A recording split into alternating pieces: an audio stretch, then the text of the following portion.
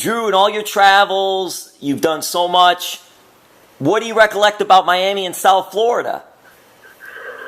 Well, first of all, thank you for having me on the show. I'm very excited to talk to you. You've always done great work for us, and I appreciate you having me. And Miami-wise, I'm excited to come back. I honestly can't remember the last time I wrestled in Miami, but it's always been a fantastic time. I remember the crowds. I remember how loud and lively they are. I remember the scenery in the surrounding areas is so beautiful down there. So I'm very excited, and NXT is excited to come back to Miami. Yeah, you're coming to South Miami, and it's great down there, Coral Gables area. And hey, you're coming back as the NXT champion. What's it been like for you? Because even though NXT is under the WWE banner, NXT is different. What have your experiences been so far, and just about being champion?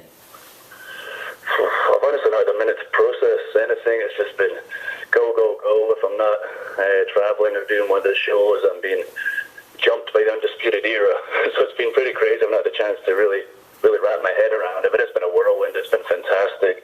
I'm so glad that my wife and I decided to come back to WWE, and particularly to NXT, because everything I thought it was going to be, it's been that times 1,000. It's such a hard-working, strong roster, and you really see the difference with all the work everybody's putting in. Every show gets better and better. The crowds grow more and more, and the buzz is out there, and it's out there for a reason, because nobody can touch us right now.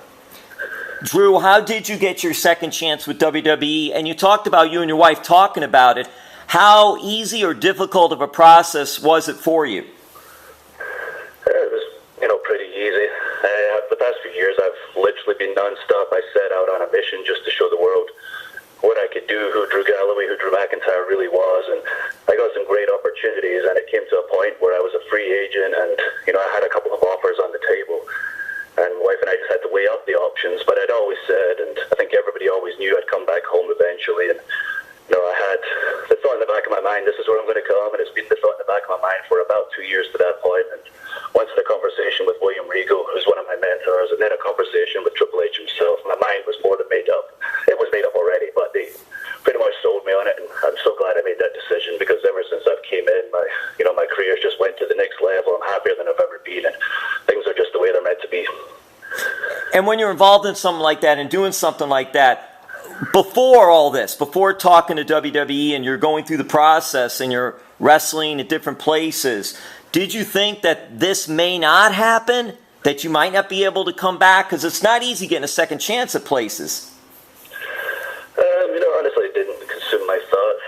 Maybe initially that was the be-all and end-all. Like, I'll be back no matter what. And eventually, I was so lucky being the top guy for so many promotions across the world. I kind of had my hands full, and it really was fulfilling to see the difference it made to, change different companies.